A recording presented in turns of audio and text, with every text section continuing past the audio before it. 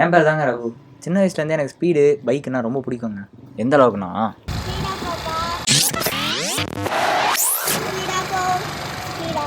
சின்ன வயசுலேயே எங்கள் அம்மா பைக்கு ஸ்பீடாக போகுமா கார் ஸ்பீடாக போகுமான்னு கேட்கும்போது பைக்கு தான் சொயின்னு போகும்னு சொல்லிட்டு க்யூட்டாக சூர்யா சிரிப்பு போட்டவங்க நான்.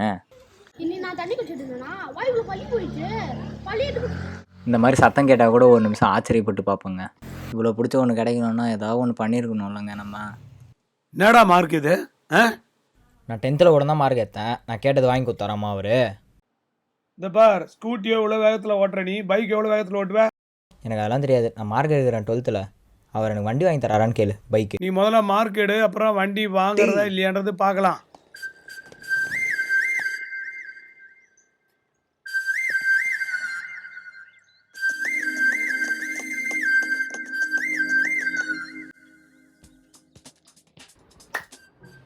அப்படி வாங்கின பைக்கால் தான் எனக்கு ரேப்பிடோ வேலை கிடச்சிது. நான் கமிட் ஆனேன். அதே மாதிரி என் ஸ்பீடால் ரேப்பிடோ வேலையும் போச்சு. ஊரில் இருக்கிற எல்லாருக்கிட்டே திட்டு வாங்கினேன். எதிர்த்த வீட்டு அங்கிள், ரோட்டில் வாக்கிங் போகிற தாத்தா, ஸ்பீடாக போகும்போது பார்க்குற பொண்ணுங்க, நான் சின்ன வயசில் பார்த்த மாதிரியே என்ன பார்க்குற பசங்க, ஒன் சைடில் உட்கார எங்கள் அம்மா, டபுள் சைடில் உட்கார என் ஆள். அவ்வளோ ஏங்க என் ஃப்ரெண்டு அன்வர், அவன் சொன்னால் எதை வேணால் கேட்பேன். ஆனால் இந்த ஸ்பீடு விஷயத்த மட்டும் அவன் சொல்லி கூட மாற்றிக்கலங்க நான். அடுத்து அந்த ஸ்பீடால் வந்த பிரச்சனை தாங்க இது. என்னடி பிரச்சனை உனக்கு? இந்த ஸ்பீட் பிடிச்சி தானே வந்தா, இப்போ அதே ஸ்பீடு உனக்கு பயமாக இருக்கலாம். எனக்கு உன் கூட ஹாப்பியா வாழணும்டா.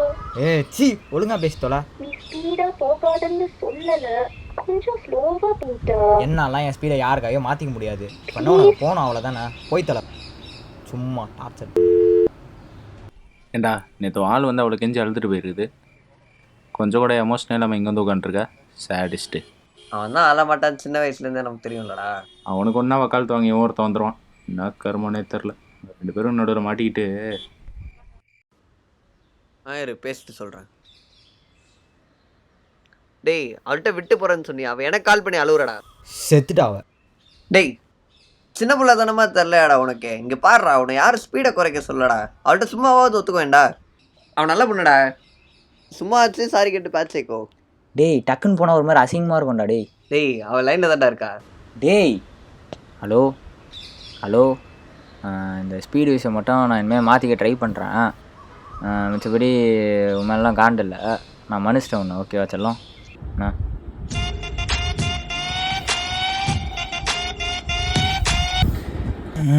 ஹலோ. இன்னும் 1 மணி நேரம் தான்டா இருக்கு. டைட்டில் கார்டு பார்க்கணும்டா, தலைப்படம்டா, சீக்கிரம் வாடா. அதெல்லாம் பார்ப்படா. டேய் நான் ஸ்பீடாக போய் விட்டுருவேன்டா.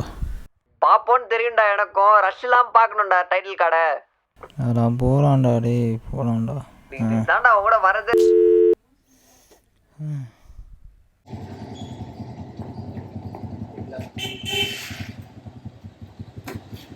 அந்த ஹெல்மெட்டை தான் போடண்டா. என்னடா பிரச்சனை? சரி போட்டேன்டா, போதுமாடா. நேற்றுலேருந்து இது தாண்டா கால் அடிச்சுட்டு இருக்கேன். இன்னும் 10 நிமிஷம் தாண்டா இருக்கு. டைட்டில் கார்டு மட்டும் மிஸ் ஆகட்டுமே. பார்க்கலாம்டா. இன்னும் 10 நிமிஷத்தில் எப்படி போகிறேன்னு பார்ப்போம்டா. டேய் டைட்டாக பிடிச்சிக்கடா, பறந்துட போகிற. எவ்வளோ நான்டா இருக்கு? 5 நிமிஷம் தாண்டா.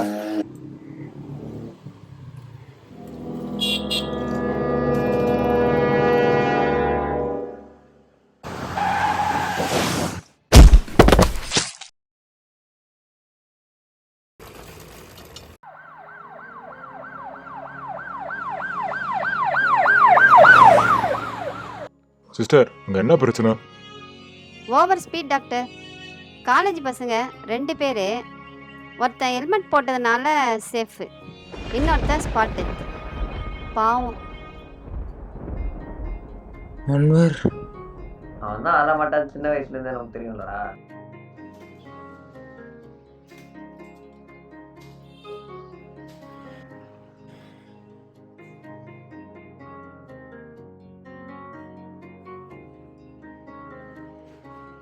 என் ஃப்ரெண்டு அன்வர். பாப்போன்னு தெரியும்டா எனக்கும். ரஷ் இல்லாமல் பார்க்கணும்டா டைட்டில் கார்டை. ஆனால் இந்த ஸ்பீடு விஷயத்தை மட்டும் அவன் சொல்லி கூட மாற்றிக்கலாங்க நான்.